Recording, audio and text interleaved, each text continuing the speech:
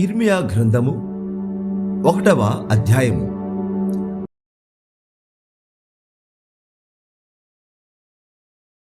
ఒకడై Hilkiah కుమారుడైన ఇర్మియా వాక్యములు. ఆమోను కుమారుడైన యోషియా యూదాకు రాజయుండగా అతని ఏలుబడి 13వ సంవత్సరమున యెహోవా వాక్కు ఇర్మియాకు ప్రత్యక్షమాయెను. మరియు యోషియా కుమారుడగు యెహోయాకీము యూదాకు రాజై ఉండగాను, యోషియా కుమారుడగు సిద్కియా యూదాకు రాజై ఉండగాను అతడు ఏలుబడి అనగా ఆ సంవత్సరమున 5వ నెలలో యెరూషలేము చెరదీసుకొని పోబడు వరకును ఆ వాక్కు ప్రత్యక్షమగుచుండెను. యెహోవాకు నాకు ప్రత్యక్షమై ఇలాగూ సెలవిచ్చెను: గర్భములో నేను నిన్ను రూపింపక మునిపే నిన్నెరిగి తిని, నీవు గర్భము నుండి బయలుపడక మునిపే నేను నిన్ను ప్రతిష్ఠించి తిని, జనములకు ప్రవక్తగా నిన్ను నియమించి తిని. అందుకు అయ్యో ప్రభువు యెహోవా, చిత్తగించుము, నేను బాలుడనే, మాటలాడుటకు నాకు శక్తి చాలదని నేననగా యెహోవా నాకు ఇలాగూ సెలవిచ్చాను: నేను బాలుడననవద్దు, నేను నిన్ను పంపు వారందరి యొద్దకు నీవు పోవలెను, నీకాజ్ఞాపించిన సంగతులని చెప్పవలెను. వారికి భయపడకము, నిన్ను విడిపించుటకు నేను నీకు. ఇదే యెహోవా వాక్కు. అప్పుడు యెహోవా చేయి చాపి నా నోరు ముట్టి ఇలాగు సెలవిచ్చాను: ఇదిగో నేను నీ నోట నా మాటలు ఉంచి ఉన్నాను. పెళ్ళగించుటకును, విరగగొట్టుటకును, నశింపజేయుటకును, పడద్రోయుటకును, కట్టుటకును, నాటుటకును నేను ఈ దినమున జనముల మీదను రాజ్యముల మీదను నిన్ను నియమించి ఉన్నాను. మరియు యెహోవాకు నాకు ప్రత్యక్షమై, ఇర్మియా, నీకేమి కనబడుచున్నదని సెలవిచ్చాను. అందుకు బాదము చెట్టు చువ్వ కనబడుచున్నదని నేననగా, యెహోవా, నీవు బాగుగా కనిపెట్టితివి. నేను చెప్పిన వాక్యమును నెరవేర్చుటకు నేను ఆతురపడుచున్నాను. నేను 2వ మారు యెహోవాకు నాకు ప్రత్యక్షమై, నీకేమి కనబడుచున్నదని సెలవీయగా, నేను మసలుచున్న బాణ నాకు కనబడుచున్నది, దాని ముఖము ఉత్తర దిక్కునకు తిరిగి ఉన్నదంటేని. అందుకు యెహోవా ఇలాగూ సెలవిచ్చాను: ఉత్తర దిక్కు నుండి కీడు బయలుదేరి ఈ దేశ నివాసులందరి మీదికి వచ్చును. ఇదిగో నేను ఉత్తర దిక్కుననున్న రాజ్యముల సర్వ వంశస్థులను పిలిచెదను. వారు వచ్చి ప్రతి వాడును యెరూషలేము గుమ్మములలోను యెరూషలేము చుట్టూరున్న ప్రాకారములన్నిటికీ ఎదురుగాను, యూదా పట్టణములన్నిటికీ ఎదురుగాను తమ సింహాసనములను స్థాపింతురు. అప్పుడు యెరూషలేము వారు నన్ను విడిచి అన్య దేవతలకు ధూపము వేసి తమ చేతులు రూపించిన వాటికి నమస్కరించుటయ్యను తమ చెడు తనమంతటిని బట్టి నేను వారిని గుర్చిన నా తీర్పులు ప్రకటింతును. కాబట్టి నీవు నడుము కట్టుకొని నిలువబడి నేను నీకు ఆజ్ఞాపించున్నదంతయు వారికి ప్రకటన చేయము. భయపడకము, లేదా నేను వారి ఎదుట నీకు భయము పుట్టిద్దను. యూదారాజుల యొద్దకు గాని, ప్రధానుల యొద్దకు గాని, యాజకుల యొద్దకు గాని, దేశ నివాసుల యొద్దకు గాని, ఈ దేశమంతటిలో నీవెక్కడికి పోయినను ప్రాకారము గల పట్టణముగాను, ఇనుప స్తంభముగాను, ఇత్తడి గోడలుగాను నీ ఉండునట్లు ఈ దినమున నిన్ను నియమించి ఉన్నాను. వారు నీతో యుద్ధము చేతురు గాని నిన్ను విడిపించుటకు నేను నీకు తోడయున్నందున వారు నీపై నీ విజయము పొందజాలరు. ఇదే యెహోవా వాక్కు. ఇర్మియా గ్రంథము 2వ అధ్యాయము. మరియు యెహోవా వాక్కు నాకు ప్రత్యక్షమై ఇలాగూ సెలవిచ్చాను: నీవు వెళ్ళి యెరూషలేము నివాసుల చెవులలో ఈ సమాచారము ప్రకటింపుము.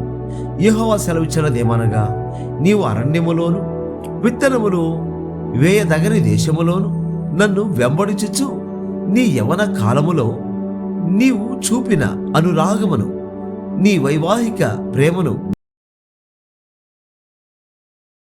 ఇశ్రాయేలు యెహోవాకు ప్రతిష్ఠిత జనమును, ఆయన రాబడికి ప్రథమ ఫలమును ఆయను.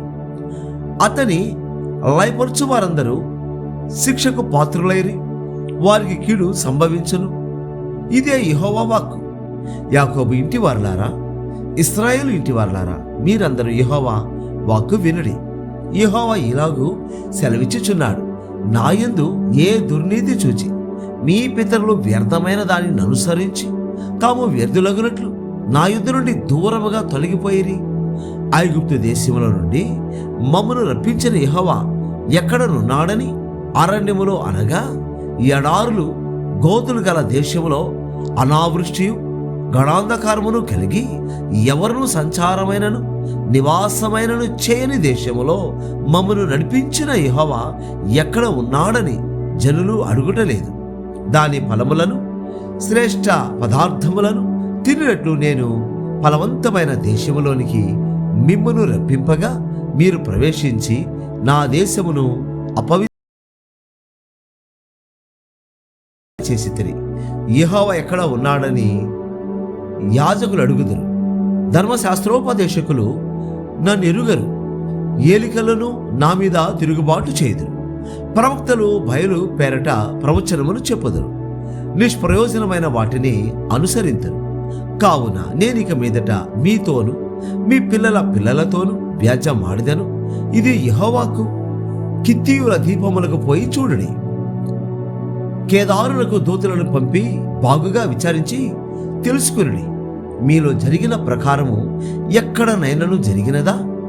దైవత్వము లేని తమ దేవతలను ఏ జనమైనను ఎప్పుడైనను మార్చుకునేనా? అయినను నా ప్రజలు ప్రయోజనము లేని దానికై తమ మహిమను మార్చుకునేది.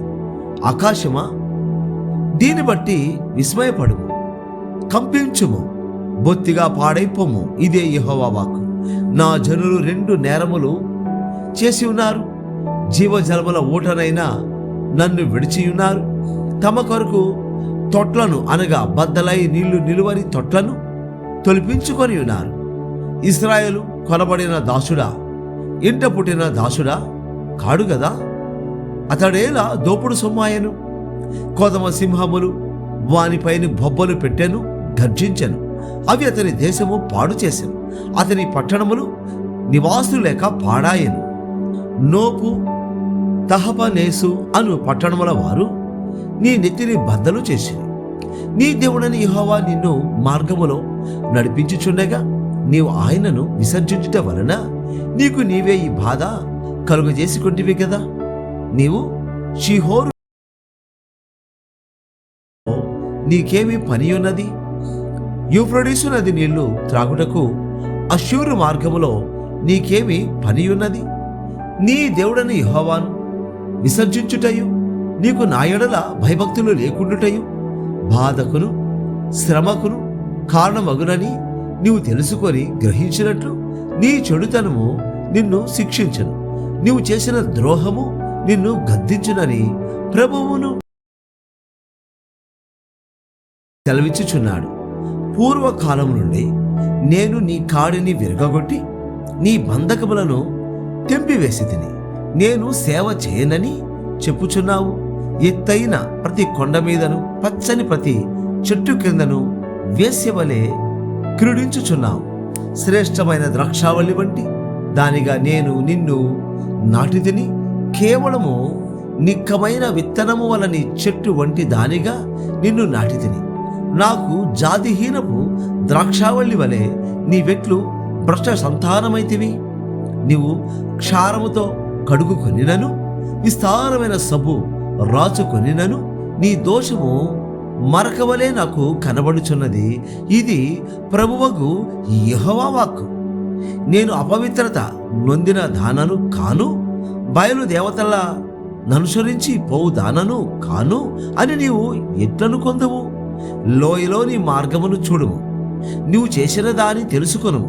నీవు త్రోవలలో ఇటు అటు తిరుగులాడు ఒడిగల ఒంటెవు. అరణ్యమునకు అలవాటు పడిన అడవి గాడిదవు.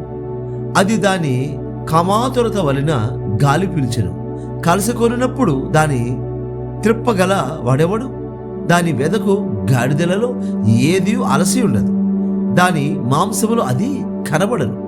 జాగ్రత్తపడి నీ పాదములకు చెప్పులు తొడుగుకొనుము.